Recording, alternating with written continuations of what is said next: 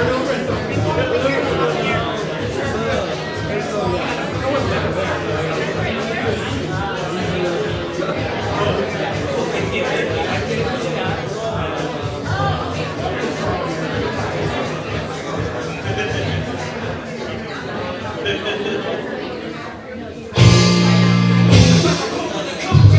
evening, ladies and gentlemen. Welcome to Golden Annis Comedy Club, Cincinnati's home for stand-up comedy.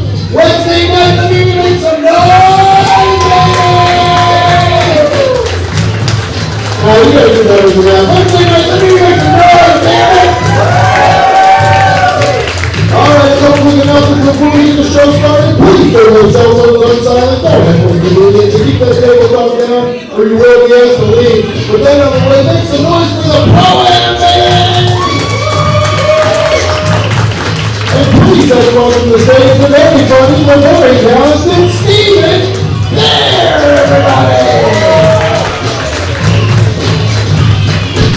Go Bananas, how we doing tonight? Come on, you guys can do better than that. Make some noise. Give it up for everyone you're seeing tonight. Give it up for yourselves. Come on, let's go. We're having a good time. All right.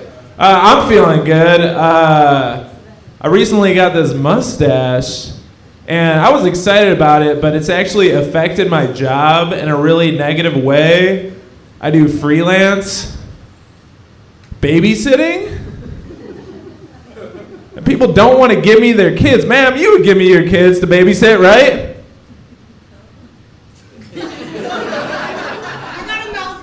Okay, someone call Child Protective Services. Okay, she's not responsible. She almost gave me her kids. That's not good.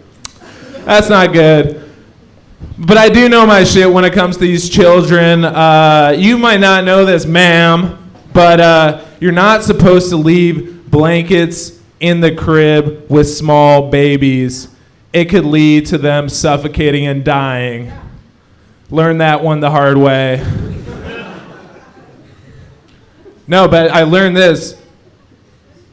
Blankets are more dangerous than even like leaving a gun around the house. More babies die a year from like blankets in the crib than even a gun being left around the house. So in a lot of ways, blankets are more dangerous than guns, right? So with the winter coming up, I am organizing a gun drive for the homeless. Nothing cozies you up in the winter like the warm barrel of a gun, am I right? And you got to think it's going to help with the panhandling. Spare some change? Oh, no, I'm good. I'm not asking, okay? Arm the homeless. That's what I'm saying, guys. Come on now. We can get behind that, right? Please, let's get behind it. You guys may recognize me as the guy at the frat party who might have Xanax? Whose dad watches Fox News. By round of applause, who thinks my dad watches Fox News? Presumptuous libtards. He does not, okay? He does not. He says they've gone too woke. He saw a woman anchoring. He was like, what the fuck? No. Yeah, it's bad. Now my dad just watches old civil rights footage. He cheers for the police. It's not good. It's not good. I'm just kidding. My dad's not racist. Sorry. My dad's not that racist. He's a funny guy. He's a fun guy. I remember the first time that I told him I wanted to do stand-up. It was hilarious. He was like, don't you need to be funny to do stand-up? Don't you need to be supportive to be a father? I guess they're letting anyone do it, you know? Fucking hey. Yeah, I was homeschooled, or I'm one of 10 children, and also homeschooled. Because if you're one of 10 children. You either have to be homeschooled or one of Nick Cannon's children. That's just the rules. Those are the rules. Guys, I don't make the rules. Whatever, you know. I like dated as a homeschooler in high school. Thank God they went to different schools. Fuck, that would have been bad. That would have sucked. It's the worst because like I dated this one girl and she was like, "You're pretty cool for a homeschooler." It's like, what? That's like saying you're pretty straight for a theater major. You know, we don't need the qualifiers. So I said to her, like, how would you like it if I said, you're pretty smart for someone who believes in evolution, fucking idiot? Dumbass bitch. Yeah, 1 of 10 kids. We also had a pro-life yard sign in our front yard. It's like, hey, you don't need that, okay? We're playing 5v5 basketball in the front yard, you know? They know where we lie politically. We're all packing into the church van. We're not going to worship Satan, you know? It's crazy. It's crazy. Yeah, I am 6 months sober from intimacy with women. So, it's been a second. Ladies, you know, they're looking for someone who's like sexually clean, financially stable. Those are the two things. This girl was asking me the other day, she was like, do you have like any like plans for the future? Do you have like a Roth IRA? I was like, ew, Roth IRA, gross, no. You think I'm out here Roth dogging these bitches? No, come on now. Disgusting. Ladies, they're looking for someone who's like, you know, financially well endowed. To give you guys an idea of my financial situation, for me, looking at my bank account is a lot like looking at my penis. I don't like to do it. And every time I do, it's like, damn, there was more there last time I checked. What the fuck? All right, guys, that's going to do it for me. Give it up for yourselves and give it up for all the comics you're going to see tonight. The next comic, he's awesome. He's the man. Give it up for the very funny Nick Higdon.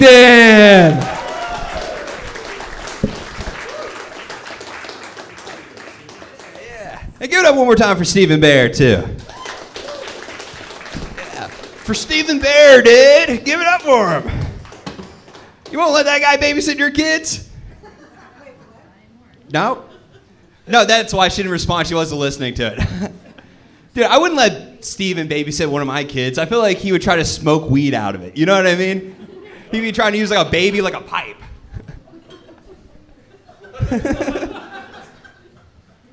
You guys seem uncomfortable. It's all cool. I don't know if you guys can tell, but I'm really white. Yeah, you know, I'm white. Oh, Radiohead, mayonnaise. But I grew up, I went to like probably the whitest high school ever too. Like just to give you an idea, like how white my high school was.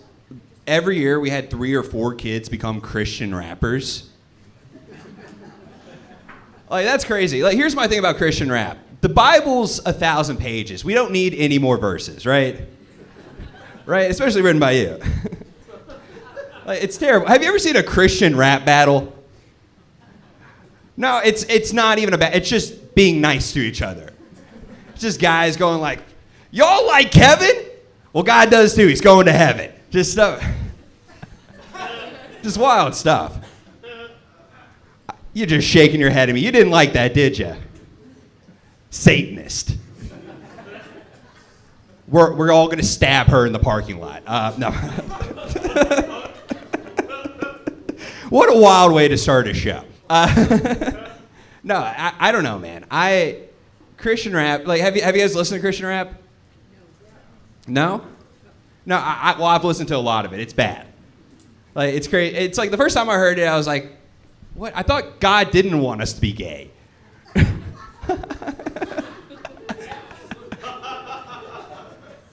I mean, you got to respect the swing, right? I don't know if you guys can see this or not, but I recently got a nose piercing lately, like recently. Yes, it? Thank you. I did it because I wanted my grandma to stop talking to me. No, I got it because my girlfriend got one, which is the same reason I got a pap smear. But but the whole time I was there, like getting my nose pierced, the piercer was trying to talk me into this thing called a Prince Albert.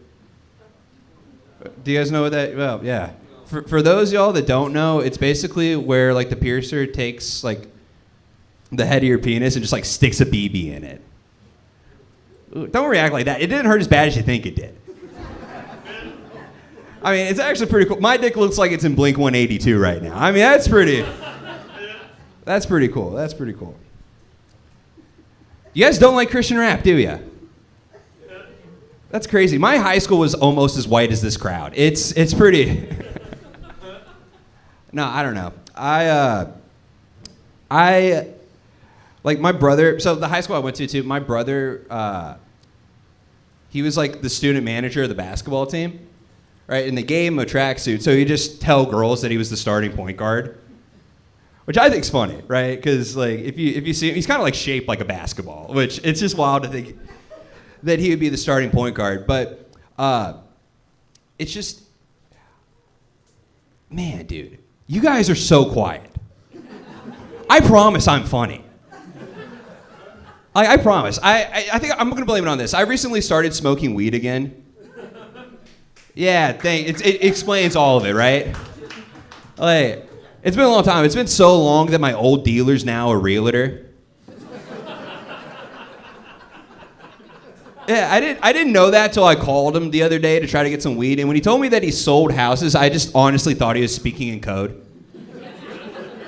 I'm like, yeah, whatever, dude. How many bedrooms can I get for $40? Also, can you bring this house to my apartment? Is that? And he got really mad at me. He's like, dude, I don't sell weed anymore. I'm an adult now. I was like, adult? What's that, like Xanax? What are you doing out there, buddy? Well, I'm sorry you guys hated me, but my time is up. How about you clap it up for me? Thank you. Your next comic, come to the stage. You're gonna like her way more than you like me. Give it up for Gretchen Schultz. Oh my God, hello. I hope you guys like me. Hi, how are we doing? You guys good? You feeling happy? Ready? You guys like Nick, who's just up here? Yeah, give it up for him. It's kind of weird because when I walked in here, he was like, Gretchen, your pussy's on fire. Yeah, I was like, what? Thank you, because I mean, it sounded like a compliment the way he said it, but how does he know I have a UTI, guys? It is on fire, it's burning, Nick. Yeah, do you guys remember Hurricane Katrina? Right, yeah. Pretty bad hurricane, but a cool name, right?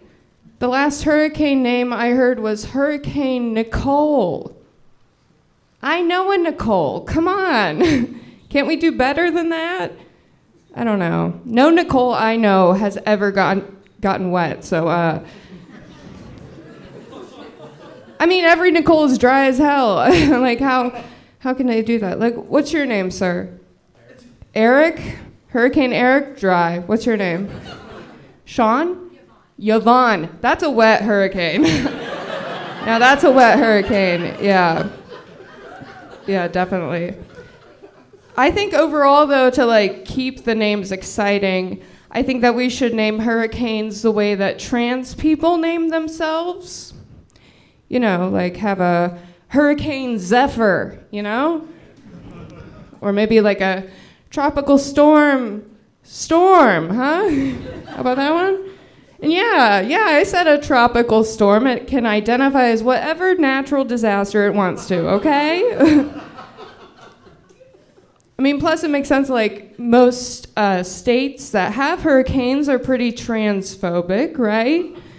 Like Florida, Texas, come on, we got some power to the trans, you know? And, they're not gonna want a trans hurricane railing through their city, but, I mean, they can look at it all day and say, that disaster is not natural. But, hurricane rain with 2 ends will be respected and will destroy your home. And then at the end, once a hurricane's over, what is there? There's a big old rainbow, right? That town's gay now, so yeah. A little bit about me. My love language is acts of service. I really like when people clean for me. I think it's hot. Basically, like, if you do my laundry for me, you can go ahead and put a load in me. I'd love it.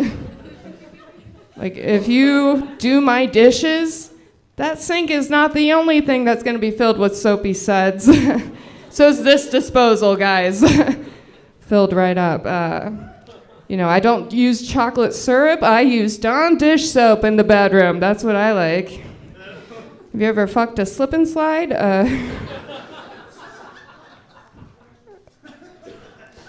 I really like a feather duster in the bedroom, in the kitchen, in the living room, anywhere that needs dusted. To be honest, really, that's my favorite sex toy is a feather duster. And I especially love when a guy, when he's cleaning my ceiling fan, because then I could just like suck his dick right there. It's like perfect height. We can agree on that, can't we? Come on, it is the perfect height. All right, I'll end with this. I've been having trouble dating lately. It's been hard. Just most of the guys that I run into, I hook up with them a couple times and then I get kind of bored with them. And I find out more things and I'm like, I don't really care for you. Like, I find out they have anger issues or they're poor or something, Basically, men are like umbrellas to me. Because once they open up, I don't get wet. Well, unless they're broken, then I get soaked. Okay, guys, thanks. That's been me. And keep those claps going for the very funny Blake Hammond. Hey, one more time for Gretchen, huh? That was fucking great.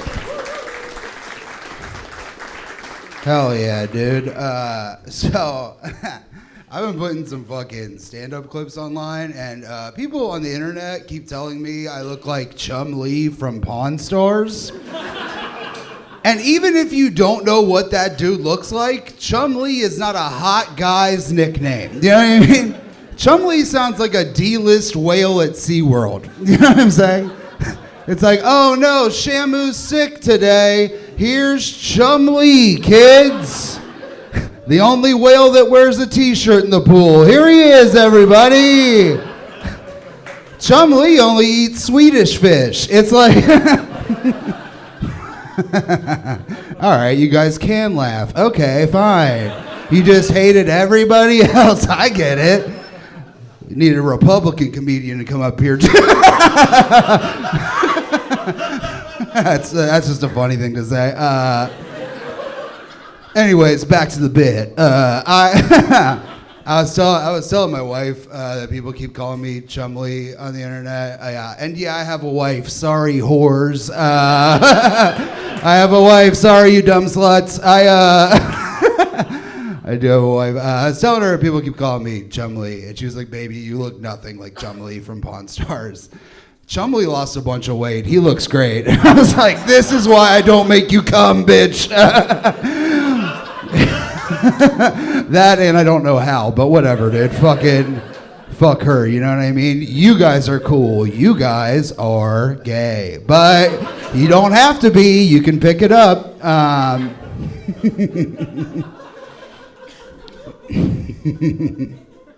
Yeah, okay, so I wanted to talk about this. My sister lives in Rabbit Hash, Kentucky. Okay, yeah, sure. For sure. Lady, you sound like you have way too many teeth to be from Rabbit Hash, Kentucky.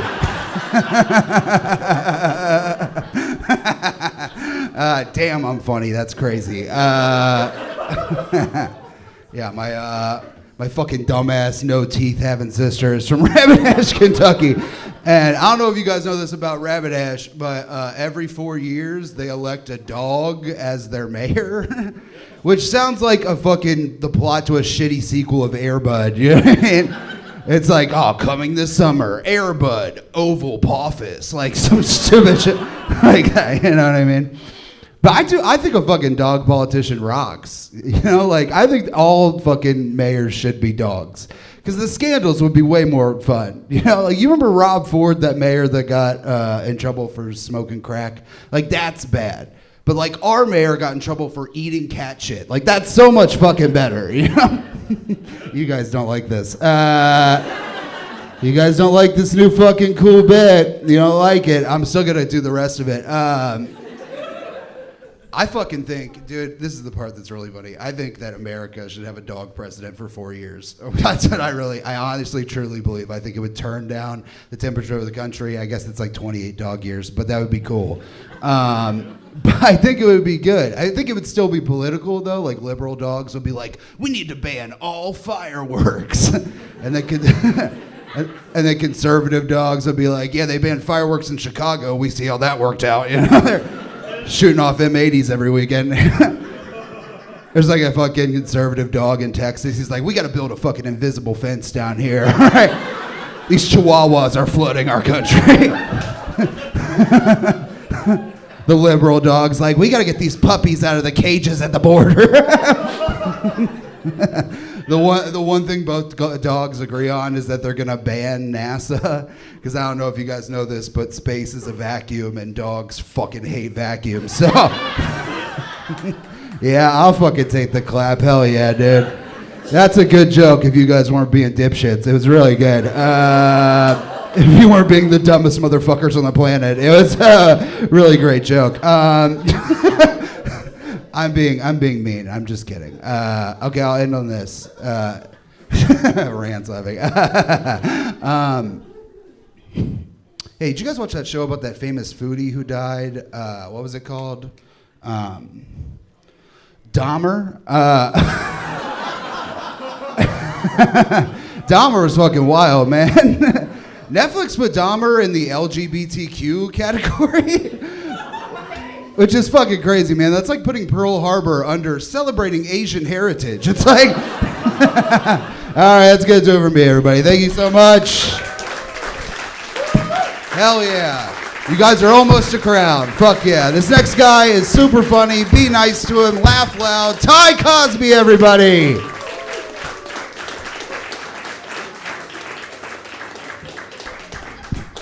Hi. I'm an alcoholic, and I'm sober 2.5 years now. That's the last time you're gonna do that, and I know that in my heart. I'm the kind of alcoholic that would sneak into frat parties and steal all of their booze. And I didn't go to college. That's an important part of that I didn't belong there, and I would just sneak in. The trick is you find out where their booze is, and then you carry it in like you brought it, and then yell, you know, young people fucking crap, and then they're just like, they let you have it, and then you walk out with it. And I felt like I was saving lives out there, doing the fucking Lord's work. Can't fucking lace a cup that you don't have anything to drink out of, because my fucking alcoholic ass ran off with it, so. I would like sneak into fucking frat parties at like 2 PM and lose drinking games on purpose. They'd be like, dude, you're really bad at this. I was like, I know, right? Just to fucking get it in me. And I drank like 9 beers in like fucking 2 minutes and then threw up the whole way home. I wasn't even drunk. It was just your body's not supposed to have like that much liquid in you. It's just, you're not built like that. You want to hear the worst thing that's ever happened to me though? I was jerking off, right? There's just no nice way to say it. I was jerking off. And right as the train left the station, nature, whatever you want to call it, my grandma shouted my name So I'm an alcoholic now. And, and then we worked together. Like, I think we're too close, dude. Like, we gotta I was like, you have to say my name in a different way. I can't, like, every time she's like, hey, Ty, I'm like, ugh. Like, why are you avoiding me? So many fucking reasons that I can't tell you about. But what if that was like our Freaky Friday situation? Like, we switched bodies in that moment, and then I hear me screaming, sort of, and then she switches bodies with me, and she's got my dick in my hand, her hand, and then we just both go fucking insane. And I don't know how that movie ends yet, but that's fucking what happened. You think there's ever been a homeschool shooting?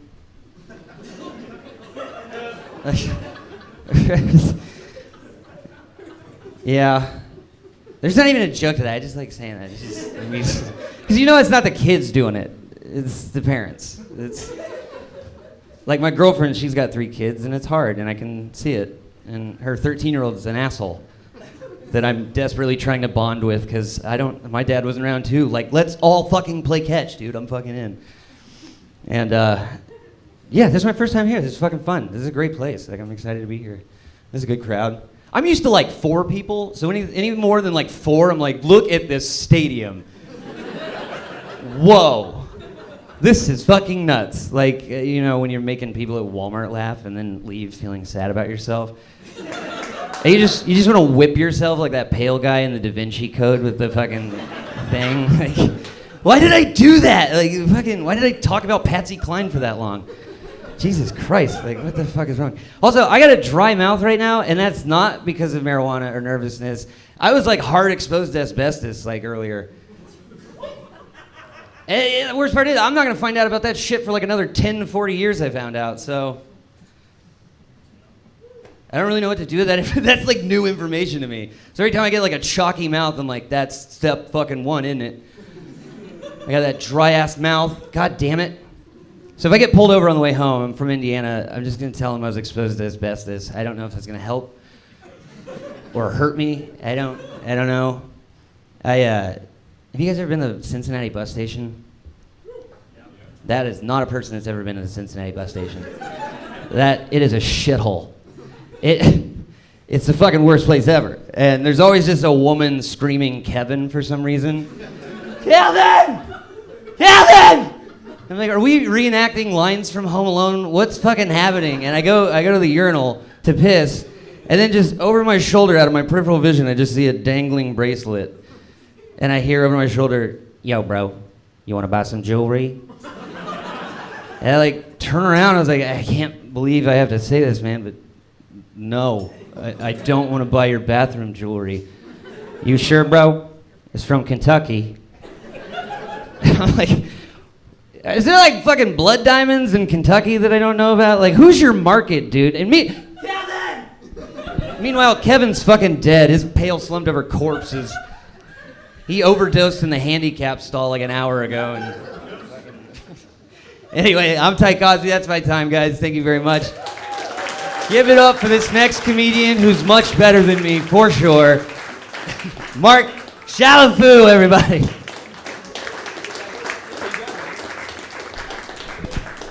Keep it going for Ty and his divisive bus station material. Can't come into our town and talk shit about our bus station. Our pride and joy. He was talking about kids. I've got three daughters. And when people find that out, they're always like, oh, are you going to try for a boy? You going to try for a boy? I tried 3 times, so yeah, I don't know. I like trying. Trying is the fun part. My wife desperately wants a 4th, and I want a vasectomy, so that's how we're doing these days. I told her that. She got mad at me. I was like, hey, it's my body, my choice, so let's set a good example for these girls we have, right? I don't want a boy. I've got 3 awesome girls, and also, like, you know, that's great. They can do their things. It's like, oh, what? Nobody wants to go to the game with me? I guess I'll just go with my friends. Oh, shit. Everybody's going out for pedicures again? I guess I'll just have to stay at home with the Xbox. Poor me. I'm so lonely. Have fun. It's better. Daughters are better. They're easier to raise too. As a dad, like, I know that the floor is just so much higher with girls than boys. It doesn't matter how much I mess up, like, they're still gonna be okay. You know, like, having daughters, I know for a fact, I'm never gonna have to give one of those press conferences on the lawn where I'm just like, yeah, we don't know where he got the gun. This is not how we raised our kid. That glass ceiling is bulletproof. Not everyone likes that tag, and that's okay. Just easier. I know, my oldest is 9. That's a tough age because they're starting to put shit together, but they're like 85% of the way there. You gotta be careful what you say in front of them. Like just yesterday, she told me that she's got a homework project due in 2 days. I was like, FML. And she was like, I know what you just said. I was like, crap. I was like, all right, what did I say? She's like, you just said, fuck my lord. I was like, you got it, buddy, totally. You nailed it. Because that'll be funny like 3 years from now when she's hanging out with her friends, like, I lost my AirPods, fuck my lord. The youngest, she's 3. And she's going through this phase where she won't sit in the car seat, right? You have to convince her to sit in her car seat. I don't have patience for that after having 2 other kids. So I just, we were trying to go to Target, and I just sit in your car seat or your mom will die. I just went so dark with it. That kid did not budge, and I respect that. It's a cool move. I took the 3-year-old to the park this week, and we were at the park, and this little 4-year-old girl came right up to my daughter and just said, I don't like you, and hit my kid. And she wasn't hurt, but she was really scared and confused by this. And all she could muster up in the moment, she just said, but I'm nice. That broke my heart as a dad to watch my kid go through this. And so I just pulled her away from the situation. But while I was doing it, I made sure to say stuff loud enough that they would hear us too. I was like, sweetie, come on, let's go over to the swings so we can get away from the mean girl with the fucked up teeth. I'm not proud of it, but that's where I went. And like the compassionate side of me says like, all right, this kid is just hitting because she's got somebody in her life that probably hits her like an older brother or something. But then that angry dad side of me is like, I hope that kid knows we're all rooting for him, I hope he's getting his money's worth. That's that part's dark, I get it. I know. I'll try and end on something a little bit more upbeat.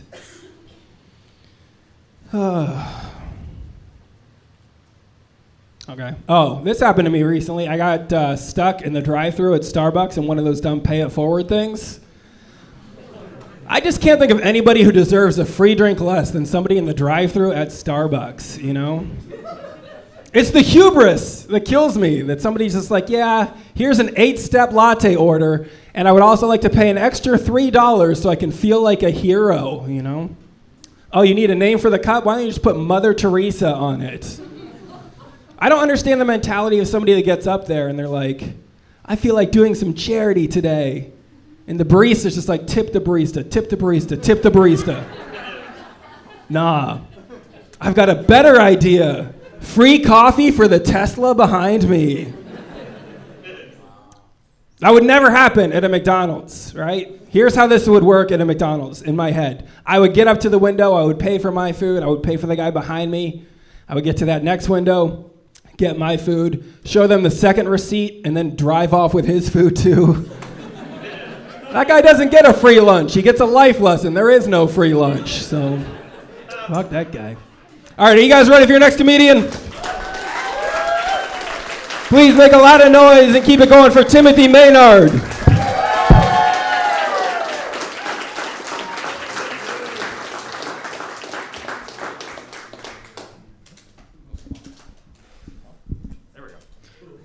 Oh, there we go. Thanks, everyone. Good to see everyone.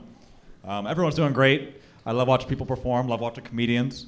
I love watching street performers especially. A couple years ago, I was in Las Vegas watching the street performers. And one guy stood out in particular. It was 100 degrees out, but he was frozen on the side of the street, dressed head to toe and spray painted like a robot.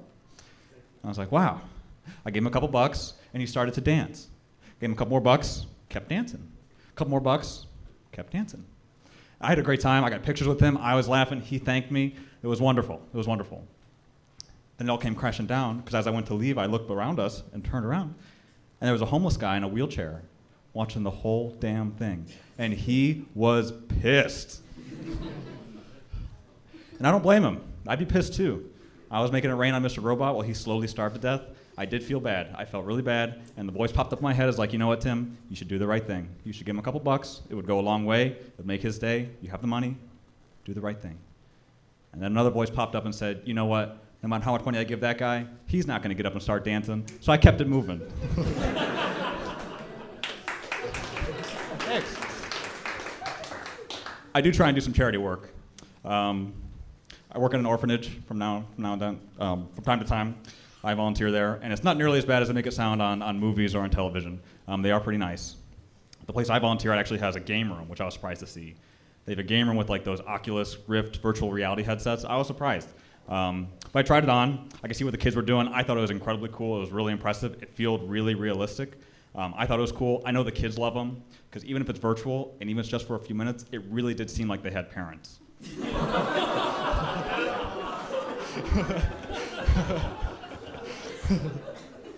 I thought about getting one of those headsets, though. They are cool. I did some research. I saw some of the games they were offering, and it was kind of fucked. One of the games they had was like an active shooter simulation game. And I was like, this is nuts. I tried doing reviews. I couldn't find a lot of information online, but in my head, I have an idea of how the game goes. I was like, well, they can score a couple ways. You could either like see how long you last, or what grade you get to before you bite the bullet. And I was wondering if they have different levels, like, are the younger grades harder because you're shorter and you can't reach the windows, or is it like, how does it work?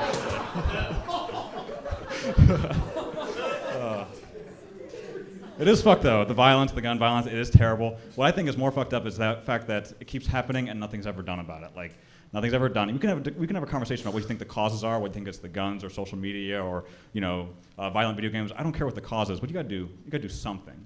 The example I give is a couple years ago. I was in Vegas, but a couple months before I went to Vegas, there was a mass shooting where a guy holed up in a hotel room and shot down onto a concert. And like, I hate country music too, but there's a line on what I'll do.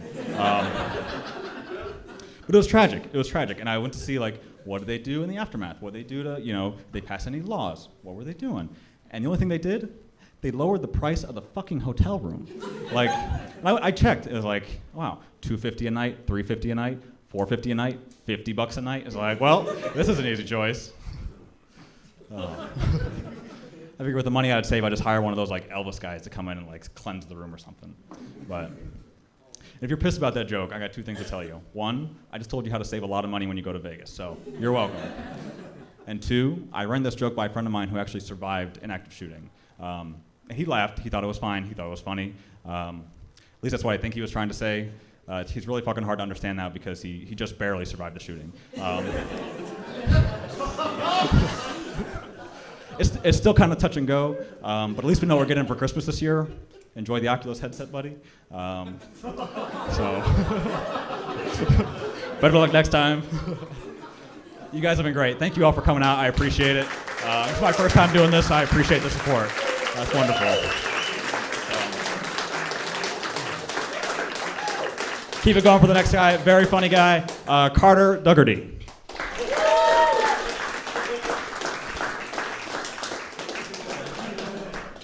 That's fun.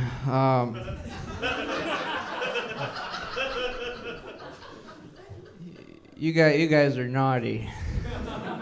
You guys are laughing at some mean stuff, and that's a good thing, I guess, for a comedy show. Okay. You guys been watching this World Cup? You guys see the hoopla that's going over there? They're not letting homosexuals attend the World Cup. It's like, who's gonna play soccer?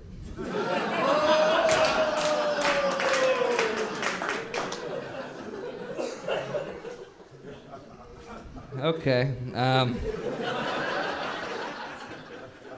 I thought of that when I was like, I gotta say it one time. So, yeah, I'm 21. So I'm in college and I've been drinking. That's cool. Anybody here ever get so drunk in college that they accidentally put a condom on the door and a sock on their dick, huh? Any of the boys run into that dilemma? No, okay. Yeah, no, drinking's fucking sick. I don't know. I'm not that good at it. It's kind of a problem. I'm 21, so I've been drinking for like 6 or 7 years now, and like if anything else had the effect that alcohol has on my life, I would just never do it again. Like if every time I ate peanut butter, I pissed on my girlfriend, I probably wouldn't have had one too many jars of Jeff. But no, that's that whole bit. Damn. I need to write more on that. You know, I was thinking about aren't liberals fucking pussies? I don't know. I was just thinking about that. No, I think if you go into the history of liberals, though, they used to just be way more punk rock. Like back in the day, like liberals, it used to be their thing. Whenever they get really mad at somebody, they would just be like, "All right, we're gonna go outside and we're gonna point a gun in each other's face, and then one of us is gonna come back dead." And that's how they used to be. And now liberals' thing is to just go watch a musical where Lin-Manuel Miranda raps about doing that. Well, okay. We're working on it. No, I think we should bring dueling back. Yep, I feel agreements. I think we would be able to solve agreements a lot faster if dueling was a thing again. It's like, oh, I call shotgun. Oh, really? Then go get it. I think, I don't know, every mass shooting would just be a surprise duel. Okay. Well, if you can't tell, I'm an awkward guy. And this is kind of just how I am all the time. And I was talking to one of my buddies about how I feel awkward all the time, and he was like, "Oh, Carter, that's not your fault. You got that autism." Or whatever. Yeah, I don't have autism. The lights are just loud in here. Also, I'm just 21. That's how we all are now. Like everybody my age is a little bit touched with the tism, you know.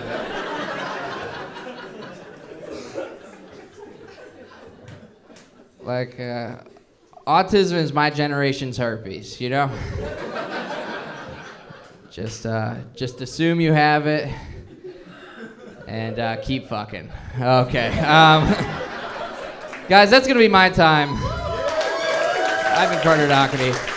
Let's get your next comic up here. He's super fucking funny, everybody. It's Victor Paredes!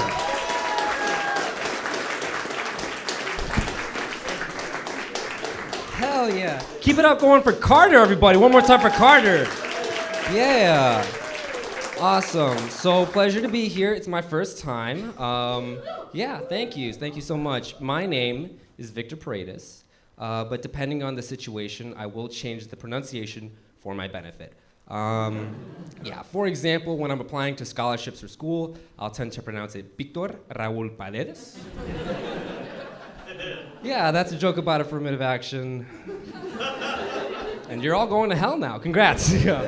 No, but a little bit about me. My pronouns are he, him, and papi chulo.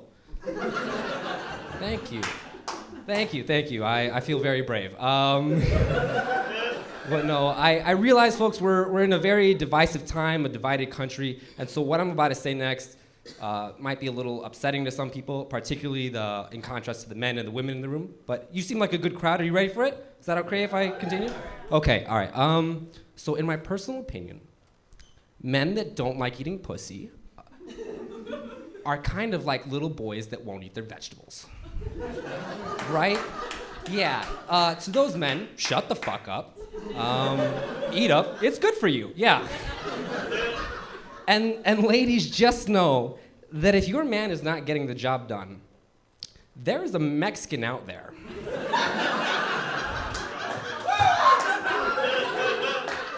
There is a Mexican out there ready and willing to steal his job. And he will do that shit better, more efficiently, and most important, on the cheap. So, yeah, what can I say? Us Mexicans, we just love to eat tacos. I had some for lunch today. Pussy, not tacos, but it was delicious. Nom nom nom nom, yeah.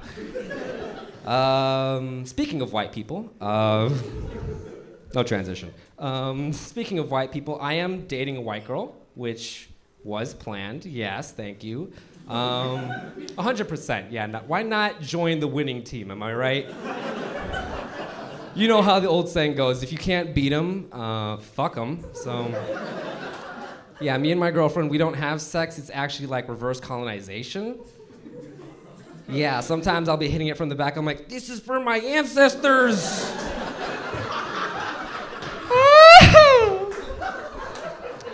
That's the sound of a Mexican orgasming, if you weren't 100% clear.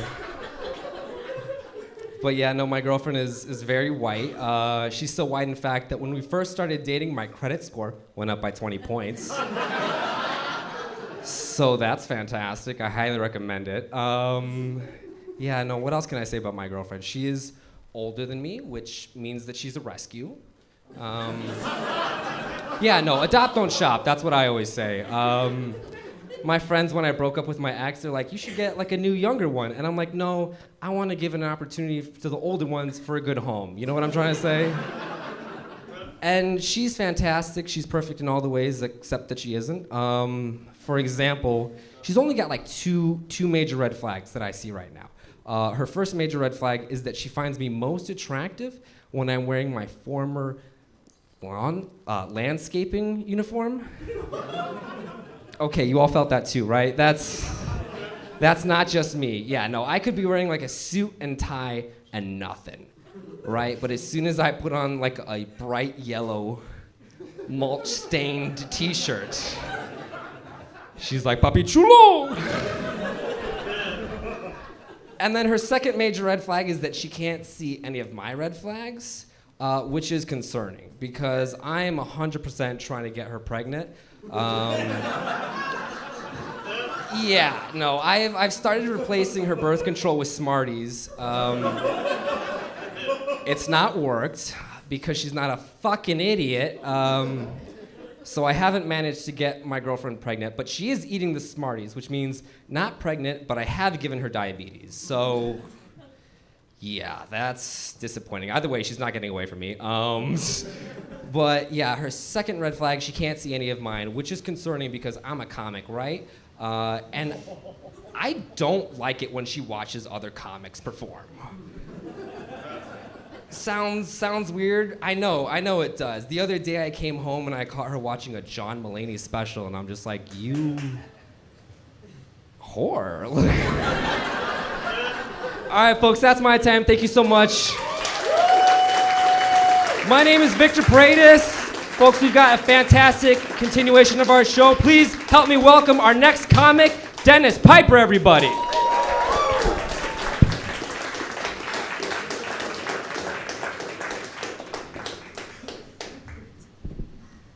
Okay, I know what you're thinking.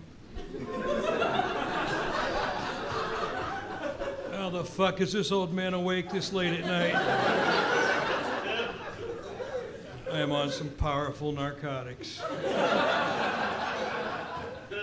I wear Depends diapers. Nothing medically wrong with me. I'm just the laziest person you will ever meet. I can pee whenever I want.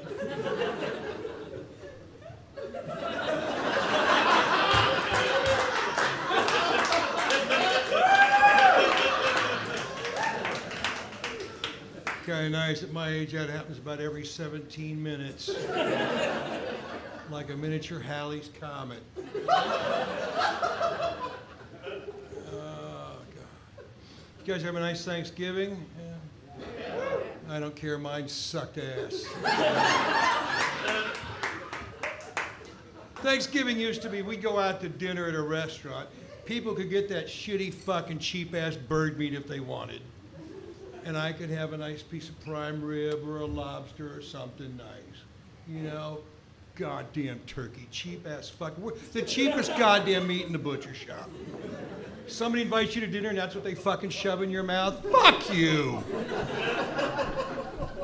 And my God, I love her, but my hipster daughter,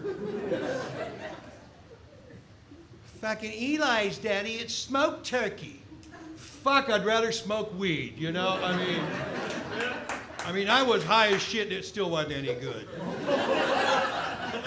And it turns out my daughter's a Thanksgiving racist. It was only white meat, only white potatoes, and there was only white bread in the stuffing. I go, I did not fucking raise you to be like this.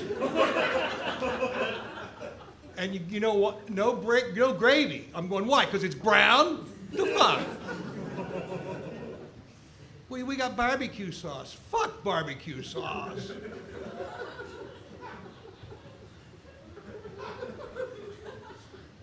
I was so embarrassed about it. I was almost ashamed I impregnated her mother 35 years earlier, right? Well, fuck you guys, I don't care. Funny as hell to me, and you know, I'm not working for cash, so. Anyway, so that's going on. I'm married. I've been married now 42 years. Yeah, thanks. Yeah, my wife was different from every other girl on campus. Yeah, she'd sleep with me. You know? Yeah, I'm her trophy husband. Yeah. It's a participation trophy, so. I live in Oxford. I like living in Oxford. Nice town, nice. Carter, my buddy Carter used to live in Oxford. Yeah, thank God he's gone. Awkward is what he's got. Anyway, he's a nice kid. Yeah, oh yeah, nice kid. We used to go drinking together. Fun time for 20 minutes.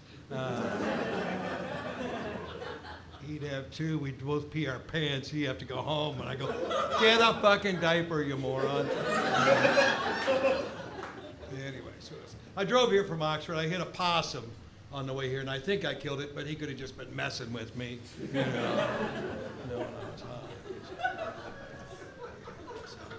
Oh, thank God the light. Whew. Thought they were playing some cruel game back there. Let's see how long he can fucking stay up there. Oh, wait, I gotta pee again. Okay,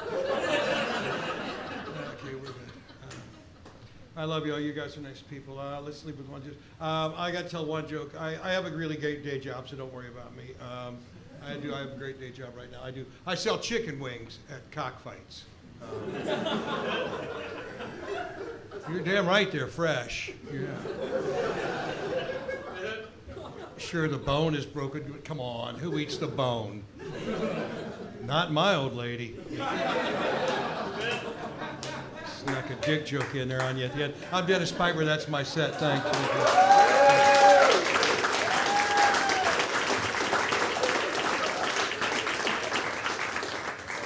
It's my pleasure to introduce this kid. I was supposed to do this a couple weeks ago, and then we got canceled because of some, apparently the whole venue where we were supposed to work there got some virus or something. Carter must have been there the week before. Would you please welcome the comedy that is uniquely Mr. Andrew Riggs. Andrew.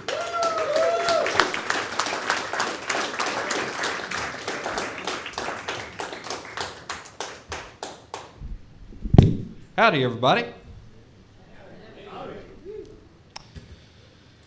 So today was pretty warm, which I think it's good. All that littering's starting to pay off. You're welcome.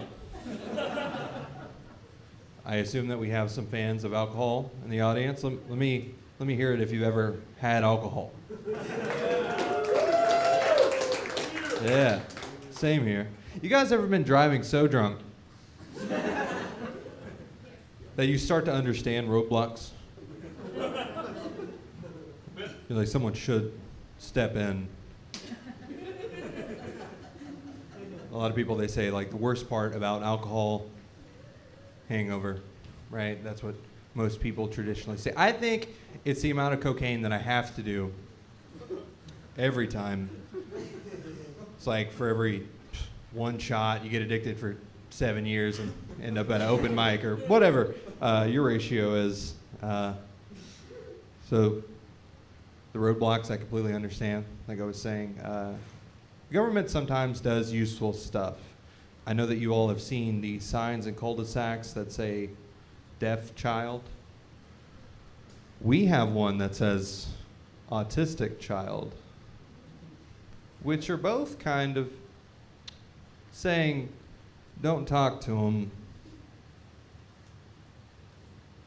The autism and the deaf don't. They're bad on picking up social cues. All right, moving on. I picked up that social cue. I'm gonna get that sign taken out now. I'm really into ghost hunting recently. I think ghost hunting is very entertaining for a couple of reasons. They don't really do anything. There's like a homeowner who's like, the table's moving. That's spooky. We should call someone. And then the people with the cameras go over there and they do their hunting, which I guess is catch and release.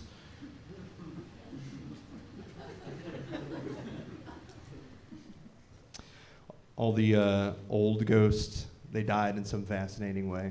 You know, gunfight, something like that.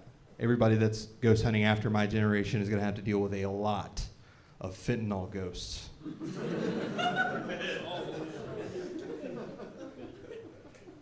Which is kind of funny to think about it because, like, if they become so powerful, you're not going to be able to use, like, holy water. You're going to have to Narcan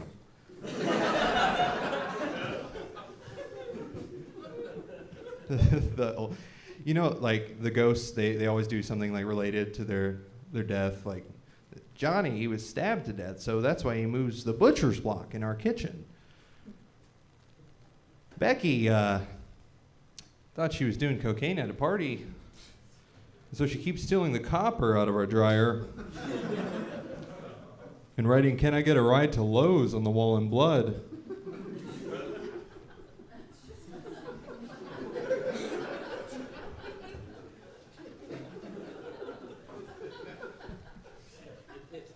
Yeah, just like the fentanyl does.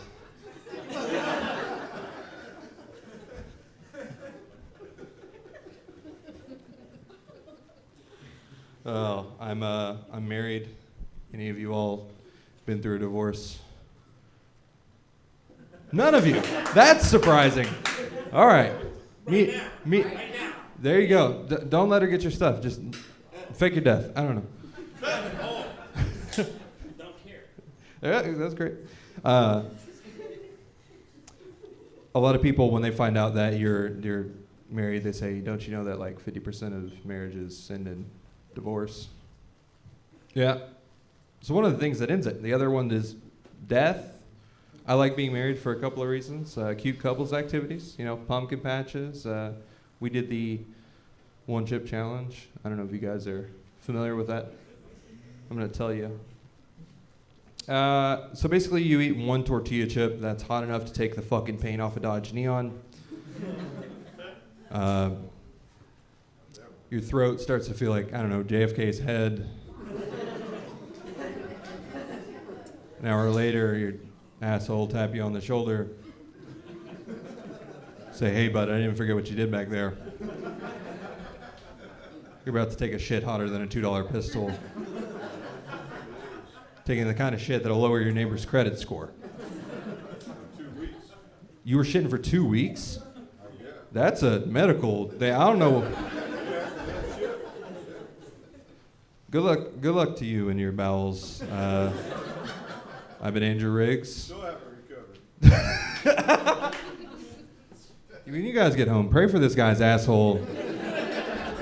Throw some holy water or Narcan at it. I don't know which one it is. All that. All right, great. My name is Andrew Riggs. That's been my time. Give it up for your next comic, Mr. John Bunyan.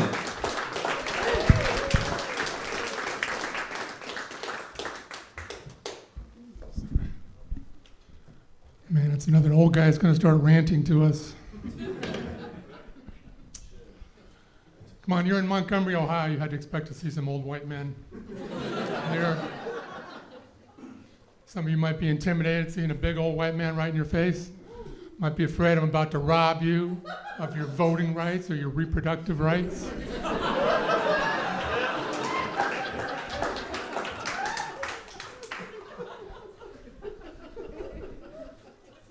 This is embarrassing. I brought my reading glasses. I forgot my set list. So I forgot all my new material about dead babies and mass shootings.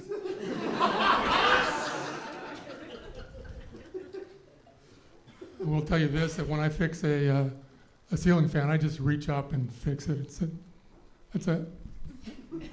Never mind. These are callbacks. I was old even when I started comedy. Not this old, obviously.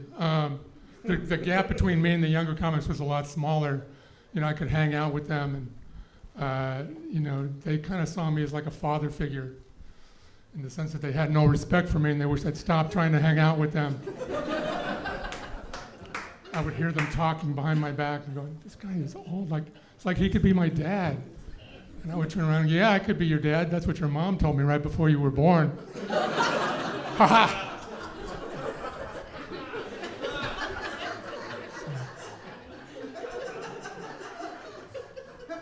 I'm old enough to be their grandpa, and saying my son might have banged your mom is not really a good burn. It's not.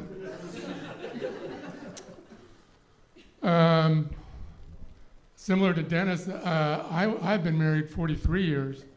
I'm actually a little older than Dennis. You might not believe that. It's the hair.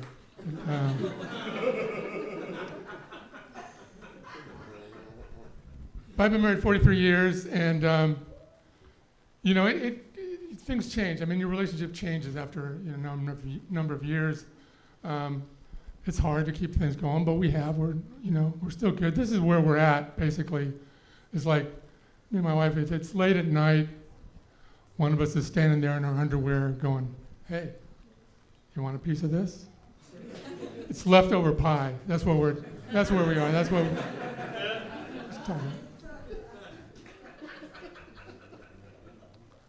I mean, it's hard to keep a relationship good. You know, you always have problems. I mean, I hear these people that say, like, "We've been married 80 years and we've never had an argument." That's a fucking lie. Like, oh, that's Alzheimer's. That's what it is. You forgot. That's where you are. You can't live with somebody for decades and not have arguments, you know? And it's always little dumb things, right? It's always like the insignificant things that you get upset about. It's like, this is something that my wife does that bothers me. It's like, we'll be going to bed and she'll say, don't let me sleep past 7:30 tomorrow. Make sure I get out of bed. Or we're going somewhere and she says, when we get home, don't let me forget to call my mom. And I'm like, I'm not responsible for you. I don't have to like remind you of everything. Like, in fact, now you have an iPhone. You can just say those exact same words. Just put "Hey Siri" right in front of them. Just, "Hey Siri, don't let me forget to call my mom." Come to find out, she's been doing that for 4 years. Except I'm a man with selective hearing. And when she's looking at her phone, telling her what to remind her of, I'm playing solitaire, or looking at somebody's OnlyFans or something. I don't know. I'm not paying attention. I'm not.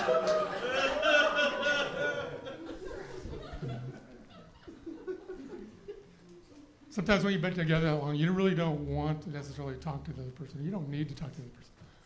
But sometimes, like, I'll be sitting on the couch, I'm watching TV, I'm watching a football game, I'm watching a movie, something, and then my wife comes in and sits in the chair over here. And I know she's there. And I know she's looking at me. And she has something to say to me. But I'm watching the game. So I just put up a force field. But she's like got a tractor beam. And she's and then as soon as I look over, she's just going to talk to me.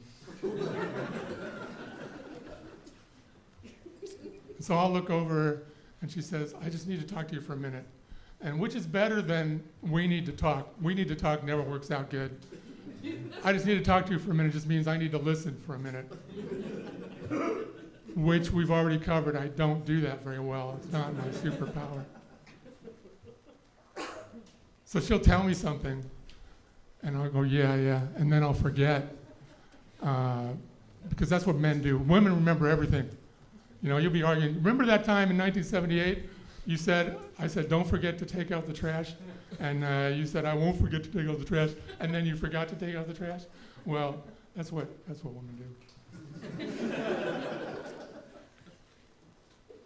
But we've been married for, like I said, 43 years. And we try to keep it fresh. We try to keep things good between us. And so my wife reads Cosmo Grandma. And she read in there that what you want to do is take a romantic vacations. And romantic vacations, that's how you keep, the spice in your marriage. That's how you keep things fresh. So we tried it out. Went to some nice places. Puerto Vallarta, San Francisco, and it was great. It worked out well. The sex was great. We just can't afford to keep taking those separate vacations. Anyway, thanks a lot, you guys. You guys are a lot of fun. Keep that going for your next comedian, Allison Stapp.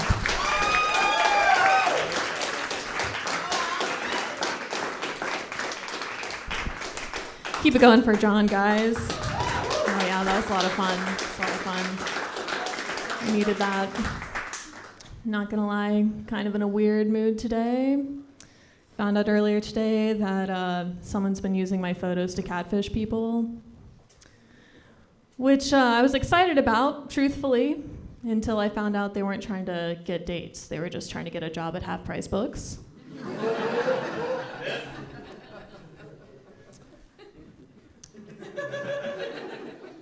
I've been told my whole life that I have like an innocence about me, which is like not a big deal, except it can be kind of weird when you're trying to date, because that can be a turnoff for people, right?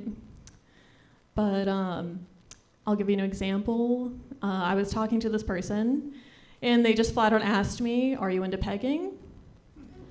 And for those of you that don't know, pegging is that little game you play at the Cracker Barrel.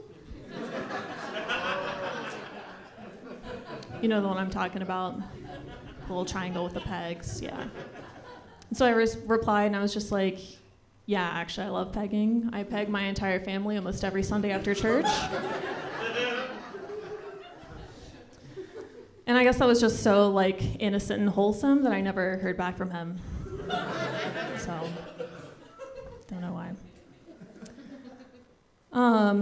One of my worst qualities is that I'm, like, a big complainer. Something I've been trying to work on. Like the other day, I was walking past a coffee shop, and it had a sign in the window that said, "Our coffee fights local sex trafficking." And my first instinct was, well, what about sex trafficking at the state level? And that's like fucked up, Like that's already pretty impressive that coffee is fighting local sex trafficking, considering my coffee just gives me a panic attack at Costco. So. The job I have now, I work in cancer research, and yeah, thank you. I'm working towards pro-cancer, so gotcha. And statistically, then like not to be a downer, but 1 in 3 people will get cancer within their lifetime, which is wild. That also means there's a 1 in 3 chance my work-life balance is about to get really fucked up. In order to get this job, I had to go to grad school. Money was kind of tight. you guys are cool, I think, and I think I can tell you to help with money, I did have a sugar daddy. Because sometimes, if you want to be a woman in STEM, you have to be a woman in danger.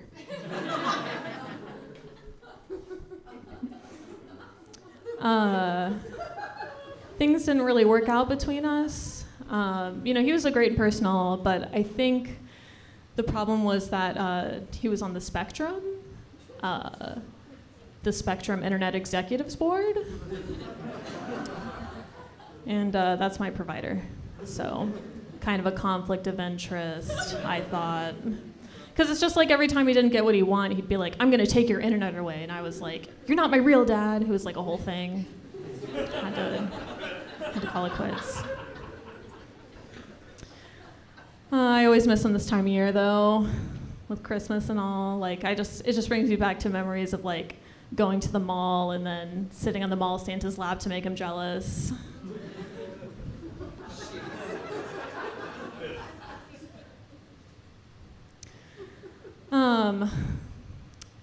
I feel like who's a millennial? We have millennials? Okay, we have millennials. Do we have Gen Z? Do we have Gen Z? A few?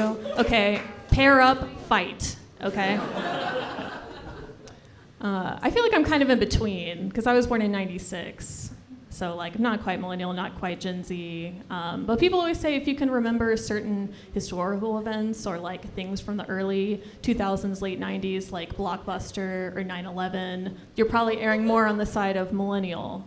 And I don't remember 9/11 at all, but I do remember Blockbuster, because my dad and I always had this tradition where every Friday he'd get off work, we'd go to Kroger, get a bunch of movie snacks, and then we would hijack a plane and fly it into a Blockbuster. And that's my last joke. Guys, you've been great. My name's Allison Stabb. Coming to the stage, very fun comedian, Johnny Woods, everybody. Keep it going for Allison, everybody. Come on. She was talking about pegging. Oh my God, what an interesting porn category. You know what's even more interesting? Probably cancer research nurse, right? That's probably, that was it. That was my whole crowd work piece. So thank you so much.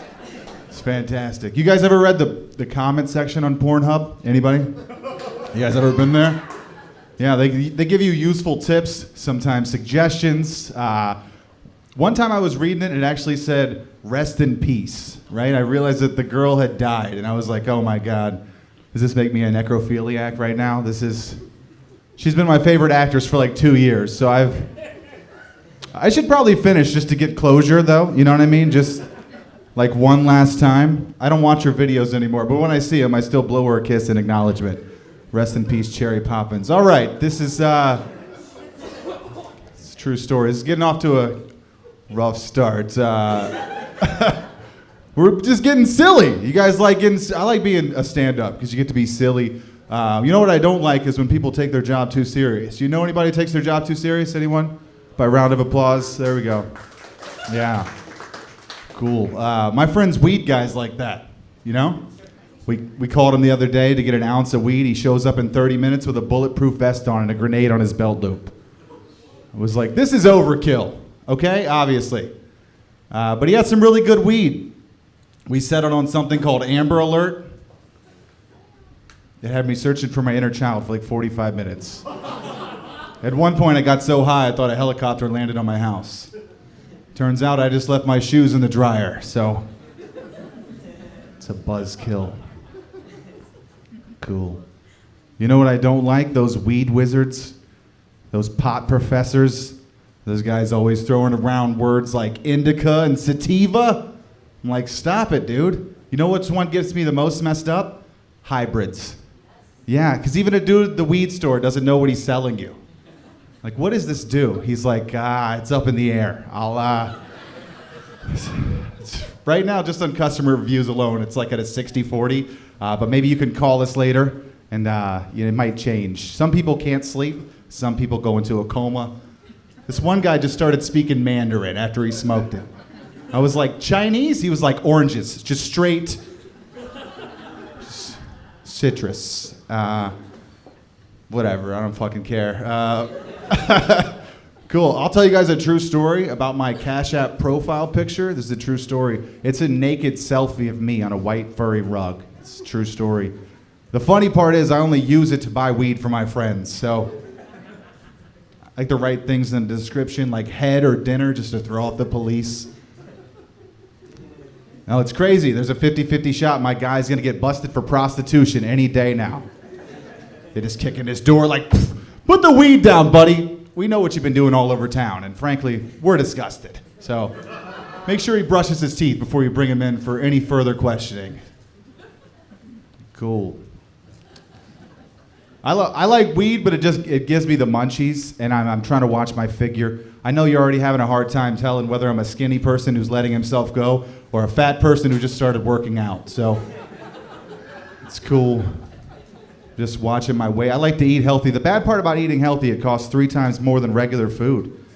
But the good part is it makes you feel like you're 10 times better than poor people. So what? Don't get me wrong. I grew up poor. How poor? I actually used to live in a van with my mom. It's a true story. It wasn't so bad until my stepdad would come over, and then I'd have to sleep in the tent. Talk about growing up with paper-thin walls. I learned a lot about those times, though. I did. The thing that really stuck with me the most is that Tony must have been an amazing lover. And I only say that because my mom used to shout out, "Oh, Tony, you're such an amazing lover." And I could hear everything through that fucking tent. Yo, bro, stop steaming up my bedroom windows, okay? I'll do one more and I'll get out of here. Let me tell you guys something my stepdad never told me. And this is mainly for the fellas, okay? Fellas, you can't just finish anywhere, all right? Especially you. You're giving me a vibe. I don't know what your deal is. You can't finish anywhere, not as a responsible adult, okay? I know every dude in here has at some point in his life just reached into his hamper and just cleaned the evidence off of his stomach with it. It's disgusting. Don't get coy with me, ladies, because some of the dudes have thrown the shirt to you, so let's not. You can't do that as a parent, right? Because you don't want to reach in the hamper and grab a tiny little t-shirt. That's not... All right, you don't want to do that. It's sick. One time I was a young man, actually finished into my bathroom sink. And I was experimenting. It was one time. I could never do that now because my daughter bathes her Barbies in my sink.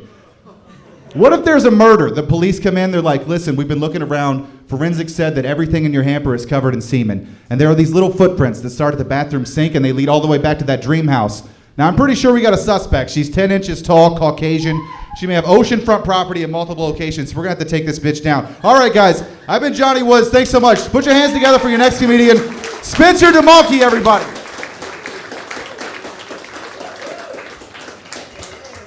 Oh, hey, keep that going for Johnny Woods, huh? Oh, my God. Hey, yeah. Some of you guys are recognizing me. I met you at the ticket window, huh? Not everybody. Don't clap. All right. It was unbelievable work I did up there. You're right, actually. It's applause worthy. I work the door here sometimes. People need to stop telling me what you're doing in the bathroom. Weird. I don't know why that's the reaction. I'm standing by the door. Sometimes people come out, they're like, where's the restroom? This way? That's normal reaction. But sometimes ladies come out and they're like, I'm about to piss my fucking pants. You don't have to do that. Just ask where the bathroom is. All right, you're welcome, Johnny. He made me say that. I don't know. Sorry. Johnny's our current door guy. Good start. Do you guys think the government's trying to track us through our phones?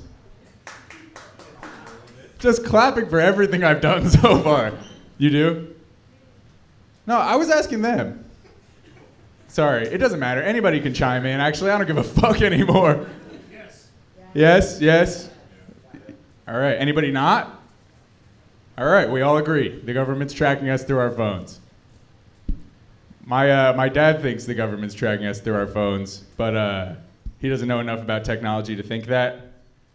He thought Twitch was a dating app for people with Tourette syndrome. What's wrong with you guys? What the hell happened?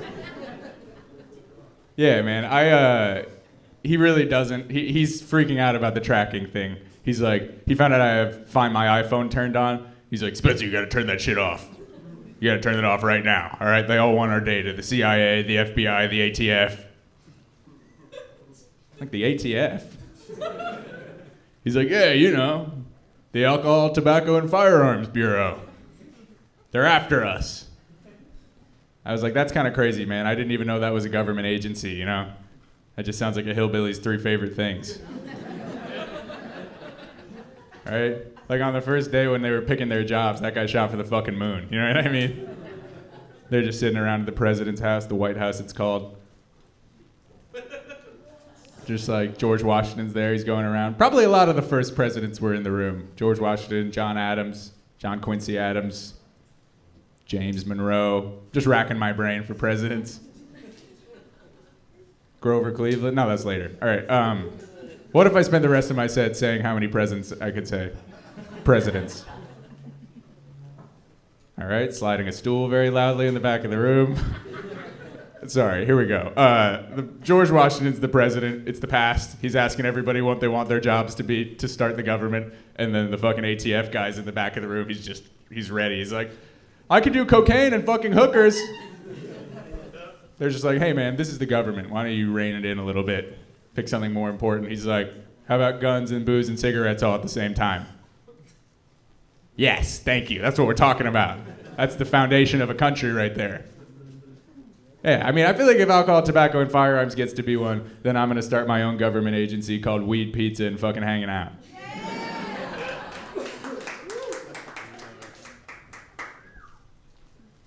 I'm running for office, actually.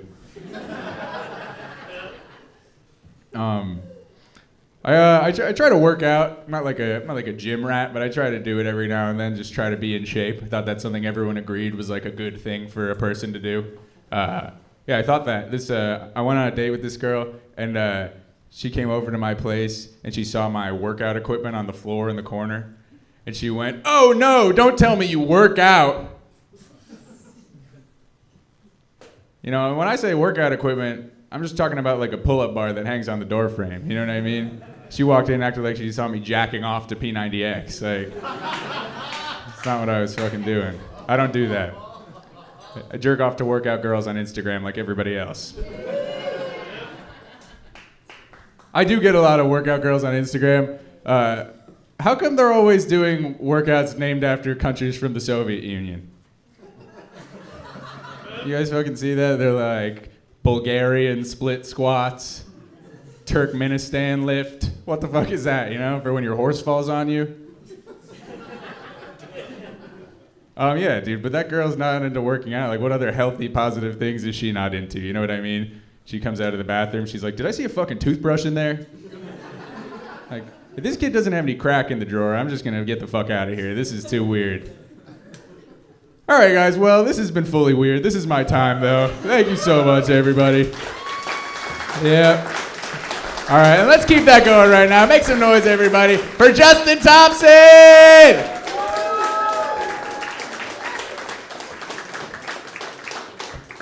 All right, give it up again for him. We finally get a fat guy up here. Ma'am, can I ask you a question? Is my stomach hanging out from under my shirt? Oh, thank goodness.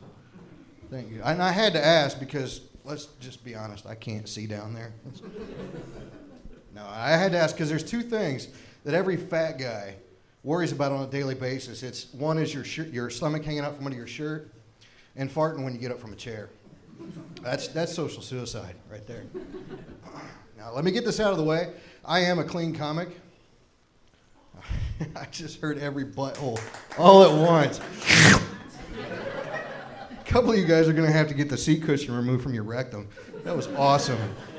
That was awesome. No. No, I do realize I'm a bigger guy. I don't always realize that. You hear all the time, especially right now, you hear a lot about body positivity. And I'm all for that. I got no problem with that. Me personally, I'm positive that my body's squishy. Now, the problem is, though, is that I didn't always used to be this way. I mean, when I graduated high school, I was 162 pounds. I was skinny. I was muscular. I played sports in high school. I was in the military. And I'm just not anymore. But in my brain, I'm still that guy. I was that guy. You know, you see the pictures of soldiers that have the skin tight shirts on and their muscles are bulging out.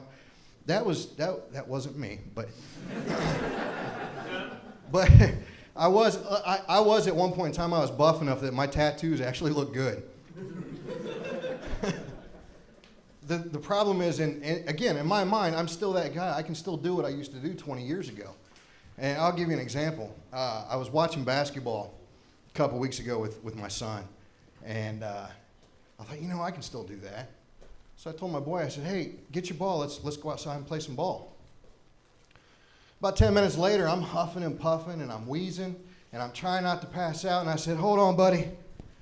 I had to take a break. All right, let's tie the other shoe. That wasn't even that funny. You guys still laughed. That was awesome. No, things are getting bad. I'll give you an example. I've got 2 daughters also, and every year they love going to this father-daughter dance, and it's the most uncomfortable 3 hours of my life because dancing and this, that's a whole lot of jiggle that people don't need to see. But, I mean, they're my daughters, and they love going, and I'll do anything for my girls. So we go. Every year, I spend $1 gajillion on these princess dresses, and I put on my suit that I got from the thrift store. And we go to this father-daughter dance. And a couple of years ago, this is how bad it is. A couple of years ago, we're walking through the hallway, and I've got my oldest daughter is walking in front of us, and my youngest is beside me holding my hand. And this guy comes walking by with his daughter. Keep in mind, he's with his daughter. He comes walking by, and he looks my oldest up and down, like I would a cheeseburger. And he looks her up and down, and I'm like, man, how does this guy think this is going to end up? This isn't To Catch a Predator. Some guy's not going to come out of a closet and say, you know, have a seat and explain yourself. I mean, what? Come on, Epstein. What are you, Jared from Subway? Now I'll tell you how this is going to go. She's here with her war veteran daddy, who has a concealed carry license and post-traumatic stress disorder. It's not going to end well for you at all, my friend. No. I'll tell you what, guys, that this has been a good crowd. You guys have been awesome all night tonight. Keep it going. And my name is Justin Thompson. I appreciate you guys. Keep it up for the next guy. Everybody give it up for Rand.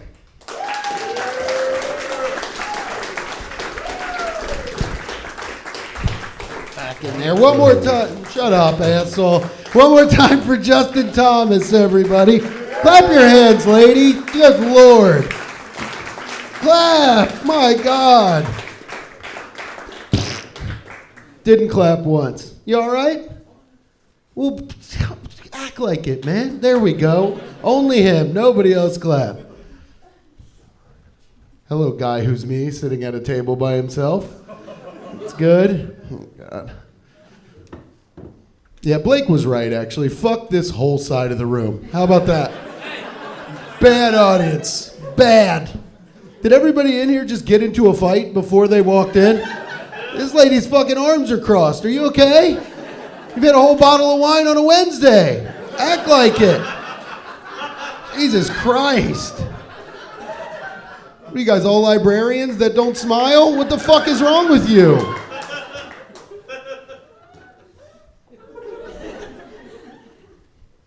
Jesus Christ. I like you. Still laughing, fucking beefy arms, flannel on. Thanks, man. I fucking don't like you, man. My man's got my back, isn't that right, Terrence? Me and this dude are gonna fucking jump you after this. Because you didn't clap for me, man. Party shirt, not partying. Legs up, angry. Don't clap, man. These ladies fucking left. Come on. Is that your voice? Come on, man. I recently fucked a dog to death. Come on, man. No, keep it up. I like it. Dude, Jesus Christ. The dog said hell no? So I pulled my penis out, and a talking dog said hell. Where the fuck are you from? Iraq? Are you from, not Iraq, Iraq? You're from Little Rock? Go back. Take your ass back to Little Rock. Can you even, what's his sexy talk like? Baby, I want to fuck you like a truck that don't run. Being horny is a mental illness. I think being horny is a mental illness. You know, you're sitting by yourself.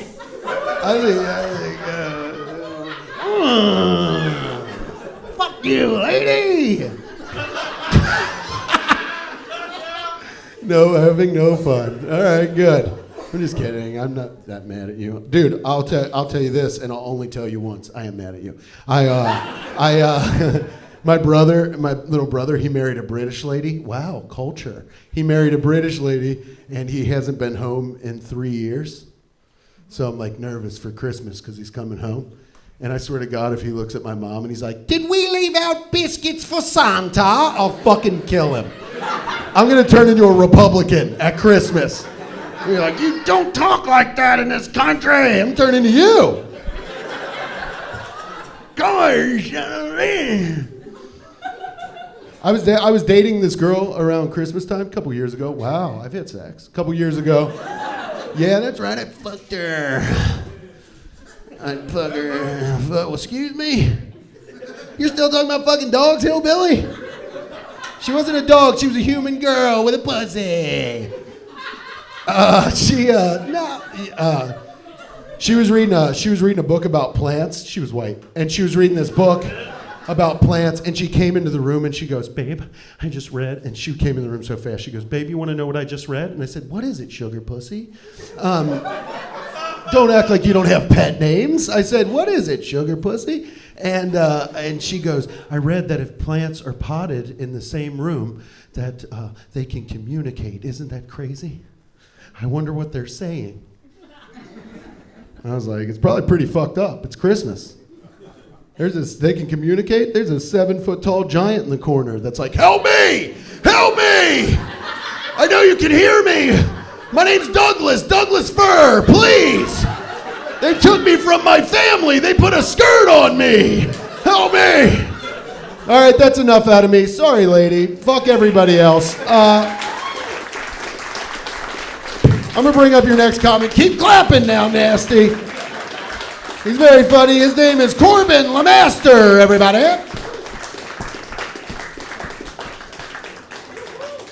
Keep it going for Rand. All right. I say a lot of crazy stuff. I think it's because I was raised by a single mom. Single parent families are much more direct with one another. They get right to the point. Like my mom, she still worries about me. I'm getting older, haven't settled down yet. So the other day, she texted me a picture of a beautiful home with a white picket fence, and she's like, "The clock's a-ticking." So I text her back, right? So I text her back, "Yes, it is," with a picture of a nursing home. And right, ladies? Right? I'm just kidding. She's old. She's 52, you know? I'm just kidding. I would never put my mom in a nursing home unless I could afford it. That's cool. I love this time of year. I love the holidays. My favorite holiday is Halloween. This was a big Halloween for me. I have a 3-year-old daughter, and she got to pick out her own Halloween costume this year. And honestly, she made the cutest little Jeffrey Dahmer I've ever seen. And, right? And then she made us breakfast. And all right. All right. It's weird having a kid. It really is. Like, when you first have a kid, you think you're going to be the best parent ever. You're never going to hurt them. You're never going to do anything to mess up their lives. And then, like, 3 years later, it's midnight, and you're baking cookies laced with melatonin. And some of you guys act like you don't know what melatonin is. It's safe. It's natural. It's a sleep aid. It comes from a plant. It's not like cocaine comes from a plant. Like, it's safe. You crush it up and give it to a kid, they'll sleep for like 6 or 8 days. And it's fun, you guys should try it. It's hard to punish kids. It is, I don't hit my daughter, but I do show her videos of people who do. And like, this is how much I love you. It's hard to punish kids because they mimic, okay? They do what's been done to them, and you don't want them repeating stuff. Like the other day, I messed up my daughter's macaroni and cheese, and so she locked me in the closet and put cigarettes out on me. I won't fuck up again. I drink and drive a lot, which now that I'm a parent, that means I use Uber more.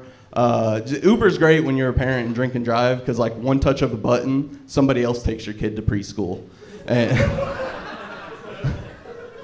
$17 and daddy gets to sleep in. $13 if I want her to take an Uber pool. We've been trying to have another kid for a while.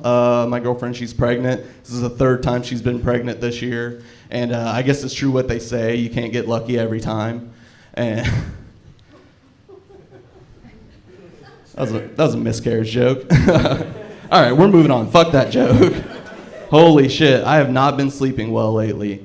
I had to go see a doctor about it. He told me to get a white noise machine. I got it. I tried it out. It doesn't work that well. Turns out white noise is just a woman bitching about her food at Olive Garden. I got a black noise machine, and that's a joke I used to do. Before, you know. You guys seem happy. That's good. I love happy people. What I hate, though, is like fake happy people. Like the people say they're just doing what makes them happy. Anybody who says they're just doing what makes them happy is at rock bottom. Okay? Like my brother, he tells me he rides his bike to work every day because it makes him happy and not because he has 7 DUIs. What makes him happy is beer and cocaine. I've been happier. I've been going to therapy. Therapy's good. The problem with therapy is after you've been in it for a while, you start feeling different. You have different emotions. You get a little bit more sensitive. Like for me, for a while, I thought that I might be gay, and it's not that big of a deal. Happens to a lot of guys. You figure out pretty quick that you're not gay. I learned in the first, 3 or 4 inches.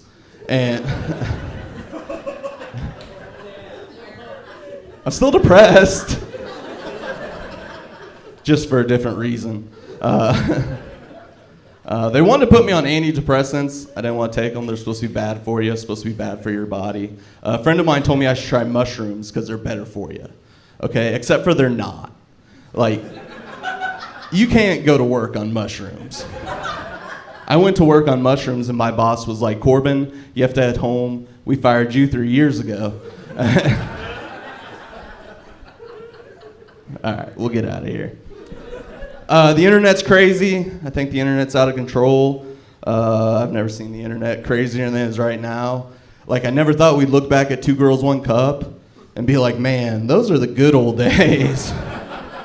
All right, guys, are you ready for your last comedian? Right, put your hands together. Very funny guy, Lee Kimbrough.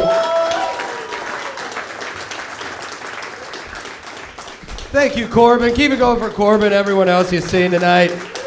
Hell yeah. Keep it going for Corbin's twin brother. That's fucking wild. I don't know if you remember what he looks like, but you look exactly like that guy. That is geeking me out. You guys are fun. Thanks for sticking around. I know it's getting late. We'll be done when I get out of here. Kind of sniffly right now. Got the sniffles.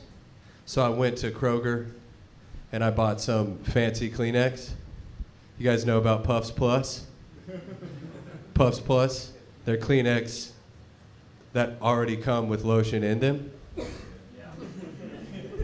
I invented that shit when I was 12 years old.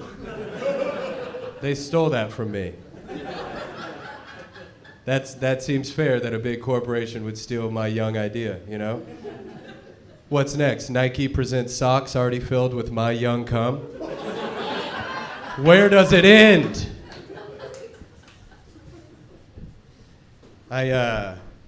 Zillow, you know the app Zillow? It's like for finding apartments and stuff. Zillow thought it would be cool the other day to send me a notification to my phone alerting me that someone bought a house.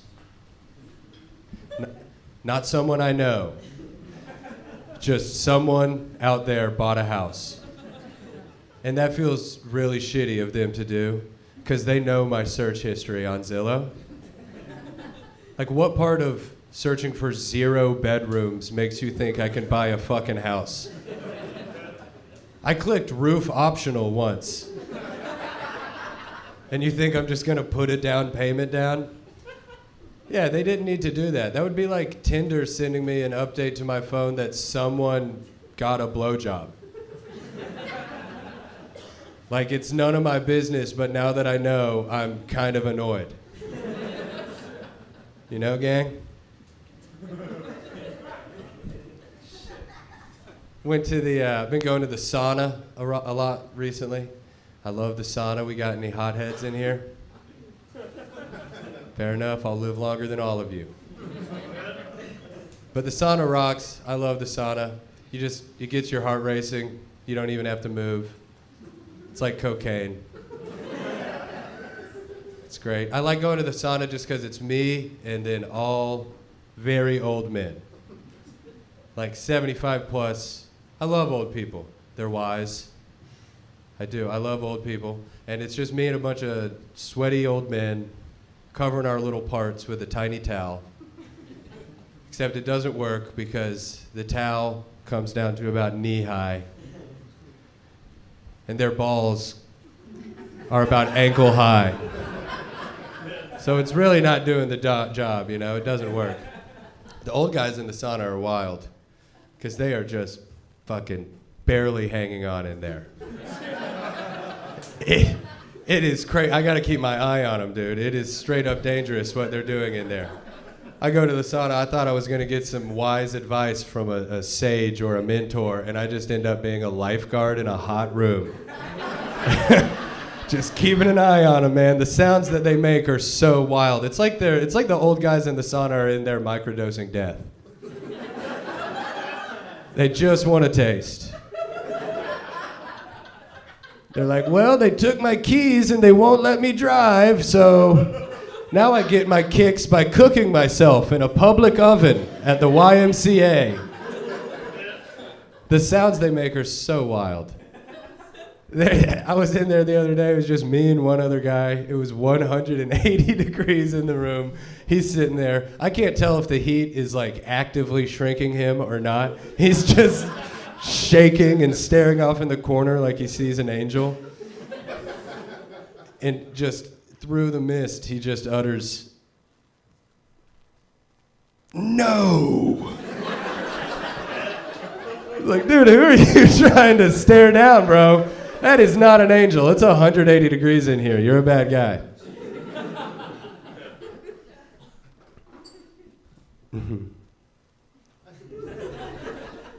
I love a wedding. I'm a romantic. Weddings make me cry. But the dances, like the father-daughter and the mother-son dance, we should do away with those.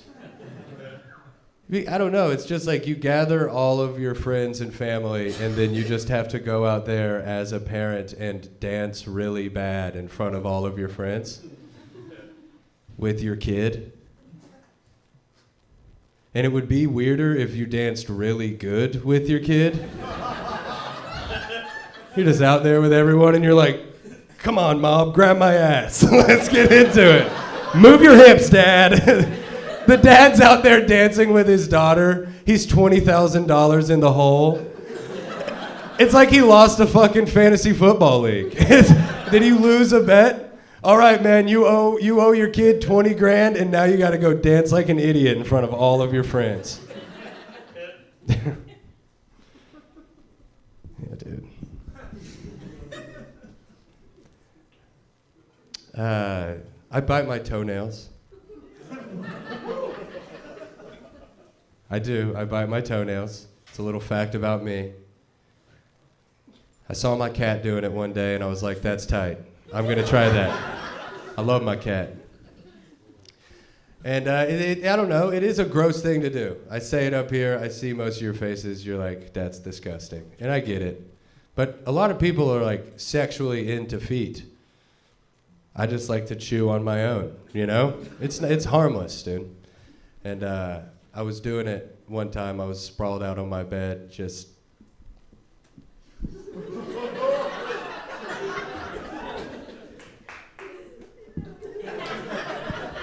Except I was horizontal. I was laying on my back doing that, like really just giving myself hell. And my girl, she walked in and she saw me doing that. And I was like so embarrassed about what I was actually doing that when she walked in, I panicked and I was just like, "Oh, I'm just trying to suck my own dick. It's not what it looks like. Someone's got to do it." Now we're in a fight, you know? Who eats the bone? Not my old lady, Dennis Piper. He said that.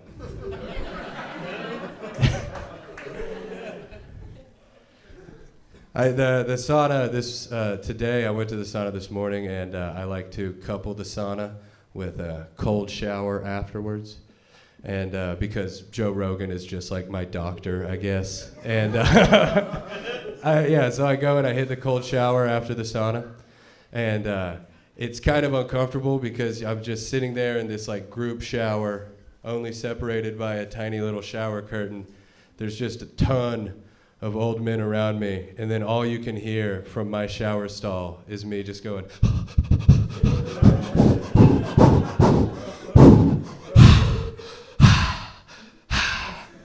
And they're like, "What's going on in there?" And I'm like, "Fuck you, old man, I'm trying to come." Oh, boys and girls. My family, I'm from the South. I was raised in Kentucky, and my family they're all like deep hillbillies, you know? Like my family got here in like the 1600s. We've been down there a long fucking time. And there's some ugly stuff that comes along with that, you know? I get it. I'm not numb to that. Like for one, my name is Lee Kimbrell. History buffs already laughing. It's a Southern name. It was a popular Southern name for a very long time because of Robert E. Lee. Yeah. Yeah, I mean, yeah, that's who, yeah, you know. Yeah. Yeah, so, I mean, it's not like my parents named me after Robert E. Lee, but they did not name me after Robert E. Lee. You know, it's more Robert E. Lee than Jamie Lee Curtis. Most certainly. It's better than my middle name, Hitler.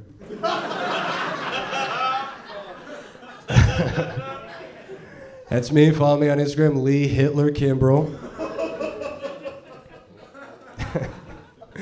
No, but I don't know. You gotta, I don't know, deal with some shit, process some stuff.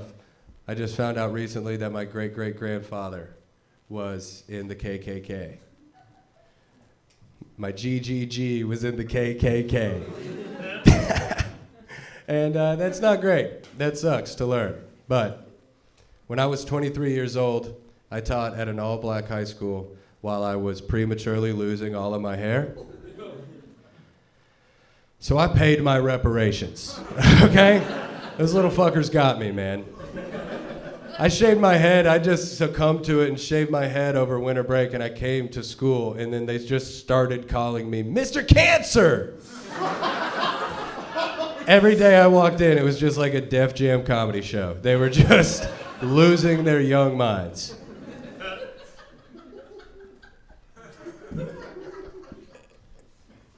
Yeah, I read out loud in my classes. That was one of the things. That's one of the things that I really miss doing. I loved reading out loud to my kids.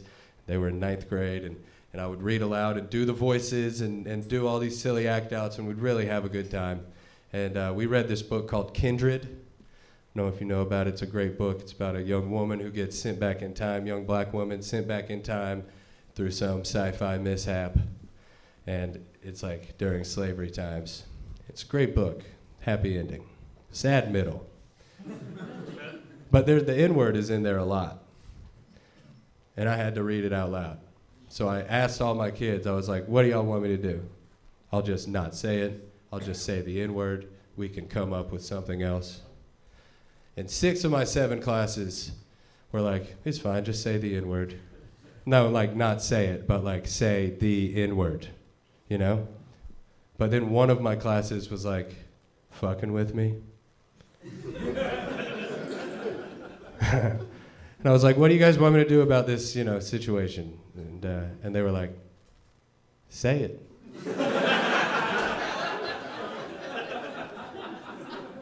Say it, pussy. And I don't know, dude. That's growth. 3 generations ago, my grandfather was in the KKK. And then 125 years later, I'm just in a room of black children making fun of me for not being able to say the N-word. That's what life's all about, dude. All right, now I'm going to be finished now. Thank you. Appreciate it. Thanks, man. All right. Guys, that's the end of the Pro-Am. This shit rocks. Come back, tell all your friends. Come back every Wednesday for the rest of your lives. It doesn't work without you guys. We got Sean Patton here tomorrow through Sunday, one of the best comedians alive. So keep coming to the club. Get home safe. I love you. Good night.